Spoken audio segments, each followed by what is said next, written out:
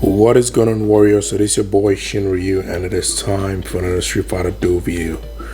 So in a world where we are pretty much playing Street Fighter and not having to see Ken in the lineups, as well as being lucky to at least have Trent Ryu represent Ryu, otherwise it would have been the same for him as well. Chun-Li, at least we have her, she's accessible, but she is scarce as well. We pretty much have two new characters that have been brought into the picture as well. One of them, our boy E Hunter in his fashion mode. I believe he is the last fashion character of the image from the street art. And there's anyone else that's available. And now we have this guy as well, who has happened to trade his oil-based flame for the flame in the depths of hell in the Disney universe, and got him looking like Hades, dressed like him too. It is horror indeed, but I guess quite inspiring in the fact that he's traded one sort of flame for another, and it looks quite interesting too. So we do have, total, we got a legendary and we got an inferno character. We're going to go through them quickly to see what makes them tick and see what's up with them. Okay, so we're going to go into the gallery first of all, just so we can actually have a good idea of the legendary in E Hunter. So it looks like that's what we're sort of expecting for a while once it eventually comes out, counting the amount of E-Hunters that have been in availability. And so we have him right now here, and there he is with his clothes floating across his back, the Towel King. No, in this case one kind of looks like a carpet here, but we're going to rock with it. Okay, so we're going to look at the passive, we're going to look at the fighting spirit, then we're going to look at pretty much what makes him special with the garage, and then we're just going to wrap it up from his side. Then we're going to rush over to Hakan. We're going to try and make this really quick, not too long and expensive like we typically do in the past. Okay, so as you can see, he is a tank based character, so this is a very much obvious power base as well. And of course, if you go to his bio real quick here, go to the trial, you can actually declare what his speed is going to amount to. This is still the only way we can actually observe his speed as far as I'm concerned. And we'll just go right ahead and just click on him there.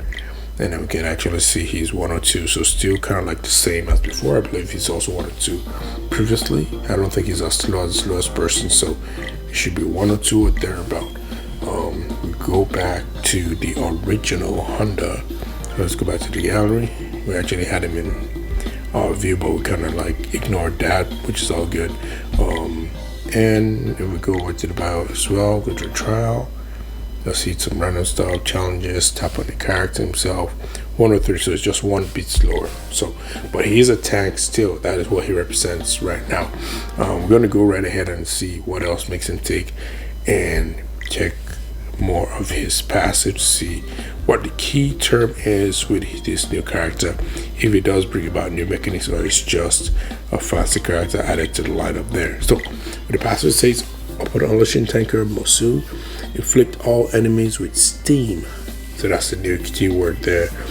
Fashion E-Hunter has 20% increased damage reduction when attacked by an enemy with steam. Steam lasts for 10 seconds. So also, Fashion E-Hunter's normal attacks no longer do damage, but will increase his defense by 10% for 20 seconds, 7 to 50%. So they're saying once he has that increased damage reduction, that he's gonna trigger this defense, buffing mechanism right there. Fashion Hunter has 20% increased damage reduction when attacked by an enemy with steam, increases the duration of steam to 15 seconds, has 30% increased damage reduction when attacked by an enemy with steam, and 30% damage reduction when attacked by an enemy with steam once you unlock the EX move. Alright. Equip the 3-star EX move, daily income. Daily income. Where is that? Never heard that before. Oh, you know what? We're talking about the EX move for Richie Hunter, so that should be daily income, I believe. So now we can go right ahead and see what the first one does here. As you can see, we're going to click on everything. There is no passive moves here at all, or no trigger based move at all, so that's cool. The first one says E-Hunter places a hot pot behind himself 5 seconds. Hot pot restores 6% max HP to him per second. Friendly fighters near hot pot recover HP equals 2% of Fashion E100's max HP per second, plus additional 2% if the friendly fighter has life link. Okay, so life link is something that I believe is this something that Trend Ryu has? I'm not sure, or is that something that the regular E100 has? I mean, the Rich E100 has. Can't remember. We're going to have a glance real quick. And of course, if you look at the C1, deal damage equal to 259% of attack to the nearest enemy and grant all friendly fighters lifelink for 15 seconds. So he gives lifelink, but I want to find out if anyone else gives that as well. And of course, this is the 100 hand slap called Tenkamasu. Summon a bat and smash it with palm strikes, dealing damage equal to 241% of attack to enemies in an area. This skill has a 30% chance of dispelling one buff from target heat and a separate 30% chance of dispelling one buff from all friendly fighters. They grant all friendly fighters lifelink for 15 seconds. So it looks like he's just trying to lifelink. We didn't actually even get to figure out what that is. So far I can't see what lifelink does here, and I don't see it here too. All this is increase your lifelink. And what is lifelink? So we can't actually see it as well unless it's a move. No, it's not. I'm pretty sure someone else has it, and that's why they haven't described it, but that's quite odd. Increases the ratio of lifelink to it seems like shared health. That's what it's going to be doing right there. So once you go to Fighting Spirit, you do get HP bonus 20%, attack bonus 100%, defense bonus 37%, and recovery rate of 7.5%. And you get the bathhouse nameplate exclusive to Fashion Hunter, and he gets increased 50% increased healing rate when restoring their own HP. In the assist position, after assisted fighter unleashes super combo, summon a hot pot that restores HP equal to 1.5% of Fashion E100's max HP to friendly fighters every second for 5 seconds. So that is cool. Just a health-based assist. That's pretty much it. At plus 10, the fighter has 10% increased healing rate when restoring their own HP. Plus 20% upon gaining life link. This fighter's damage reduction will be increased by 25% for 10 seconds. And at plus 30, when the fighter gains life link on other friendly fighters, damage reduction will be increased by 20% for 10 seconds. This is actually pretty much important. It looks really good to have. And with the garage, you have two bays, okay? The first one obviously is when the fighter gains life link, they will recover 30% of lost HP, trigger every 8 seconds, and of course with the 6 out of 6 cards, when its fighter gains life link, all friendly fighters will recover 30% of friendly fighters lost HP. And that's pretty much it. Trigger 8 seconds. So that's what he has to offer. Pretty much looks like someone who's just going to try and be given a lot of support, defense reduction, as well as healing throughout. Is it durable? I'm not sure. That's something I would definitely go look at in the trial round. Okay, so I'm going to do like a quick test in trial round and see how we actually fares with regards to his defense. We're going to focus on his defense rather than on actually trying to progress. Remember, this is not the ultimate way of actually gauging, but if you do see how other characters perform, you can actually use that to judge how he would perform. Now, we need him to be the forefront tank, but apparently any other tank that you seem to put around him tends to take precedence before him. So we're going to put just regular characters now, the usual non-tanks, and then just head out to battle and let's see how we perform. Alright, so we got the first one here. We're going to let them attack him as long as possible and see what happens with regards to his durability. And also we're going to compare what happens if they do hit someone else as well. So look at that poison. Right now we got a move that just done. And E100 seems to be biting it hard. Okay, so we try right now and try and do something with the bad stuff. Let's see how he actually increases his... Already he's healed back to full health. Oh, well, almost full health quite easily. So now let's see how this affects him, because we know the more he gets his stuff, the tougher he gets to be hit. Now that we're having him being hit a bit more, and he is not being subject to damage like he was before. So that is quite interesting and actually impressive as well. So it looks like he did this protection job well. seems like someone who's just gonna go right ahead and just be durable, last long, and probably might work very well with training video as well. Nothing too fast, nothing spectacular. I don't see how it would perform with regards to a boss battle or whatever. It just seems to just give it durability. We'll see pretty much how it works as we go further in the trial realm in future installments. Otherwise, that is the point that we have for Fashion the Hunter. Let's have a look at Hades. Horror Hakan, Hades Hakan, Hakan, yeah. I just get that and stop lying around and messing around with Hakan there. So we're gonna go over to his Inferno, so we should ask him a lot more quicker. And there he is right here. So passive, let's see what it's all about real quick. Upon inflicting soul terror on an enemy, this fighter's effective accuracy will be increased by 15% until the end of battle. Stacks with 5%. Upon inflicting silence, this fighter will recover 30% of max HP, triggering about 8 seconds. Now, soul terror on level 2, soul terror on an enemy, this fighter's effective accuracy goes to 80% from 15%, and it stacks with 9% from 5%. And also, silence would have the fighter recover 40% of max HP from 30%. And of course, at level 4, you get an increase to 200%, as well as the stack ups now up to 105%. Pretty much interesting. So, soul terror, upon reaching 3 stacks, if Huracan is present on the field, remove all stacks and have a 100% base chance of inflicting undispellable silence on the target for 3 seconds. So this is going to ensure that you do get silence to land. So that is, we're going to see how that works. Obviously with silence you can exit your trigger move on that character. So we go on to the next one. So with the super, leap forward and slam into the ground, dealing damage equal to 2% of attack to enemies in an area with a 50% chance of inflicting soul terror to target is hit. Now, where no soul terror is, just to get you to get silence we put on the character. So it's almost like he's muting or preventing his own team from getting as much damage as possible. Of course, he's dishing out some damage, but that's his primary role there.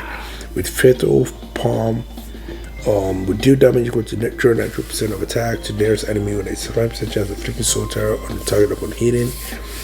Damage increases to 420% of attack, and the chance of soul terror now becomes 100%.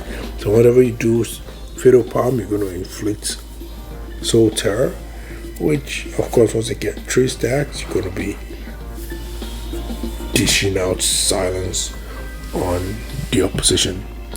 With regards to the last move here, produce a burst of deadly energy beneath the nearest enemy called Spirit Burst. Dealing damage equal to 40% of attack to target in an area with a 5% chance of inflicting soul terror on target's hit. We get soul terror chance increase to 100%, and of course damage increase to 4.1% of attack. Of course, know what this rest is. So pretty decent stuff. Looks like it might be something that we need to actually try to see how it actually works out. Curious to see that as well. With the Scholar Death is exclusive, we go with Fighting Spirit. We're going to have HP bonus of 28%, attack bonus of 33%, defense bonus of 19%, recovery rate of 7.5%. And now you get Death Descends. Upon entering battle, inflict soul terror on one random enemy. Oh, okay. Alright. You already start stacking from the beginning. When a fighter inflicts silence or stun on an enemy, the fighter's effective accuracy will be increased by 30% for 5 seconds. So, stun or silence. I don't know who is going to benefit from this right now, but let's keep going. Upon inflicting silence, this fighter's attack will be increased by 13% for 13 seconds. And upon entering battle, inflict +1 soul terror on one random enemy, triggered 2 times. And a +30 for 13 seconds. After inflicting silence, this fighter will also deal true damage to 80% of attack to the target whenever this fighter inflicts soul terror. So that actually is a strong one right there. And of course, if you go to the garage, and because they are, oh wait, you know what? It's not because they actually, he is getting soul power. That is actually impressive. All right, so Eternal Torment there with these 3 cars. Extend duration of silence effect of Soul Terror to 4 seconds. And on 6 cards, when an enemy fighter unleashes a trigger skill, there is an 80% chance to inflict Soul Terror on them. Oh, wow.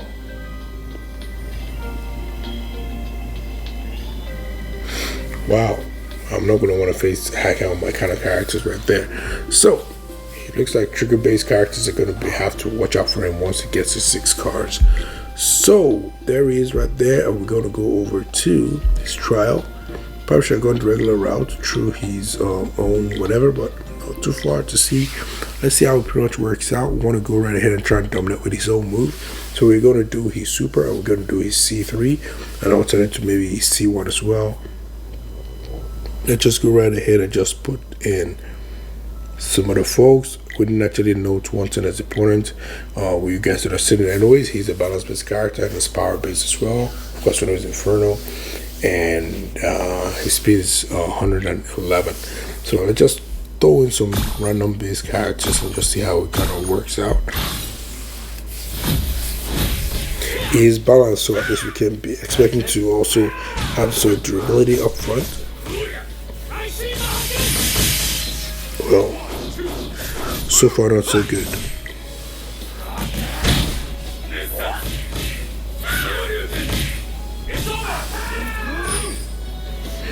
Okay, so the guy fell by the wayside. I have no idea what happened there, but that's not looking good for him so far.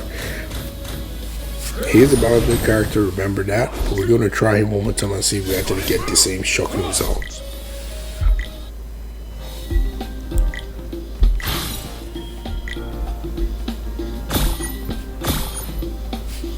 Just random based characters. So let's see what happens. We know that he's actually taking damage quite easily like the others. As you can see, he's already taking damage. Let's go ahead and try and inflict some as well.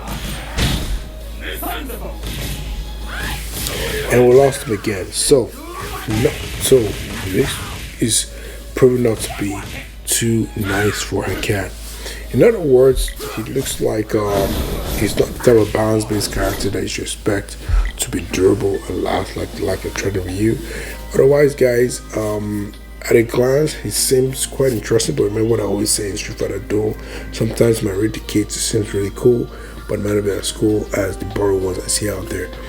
800 looks like he's doing his job fine as a tank, doing a lot of protection, buffing himself up to make himself stronger and more resistant. Hakan, on the other hand, we're going to have to do some more tests on it, but for now, he seems to be a wimp. Otherwise, guys, be your boy, Shimmy. Thanks for tuning in. I appreciate your time here tonight. Appreciate you guys. I'll upload the video in the morning once I'm awake and all that good stuff. Otherwise, make sure you like, subscribe, share, and I'll catch you guys in the next one. Peace.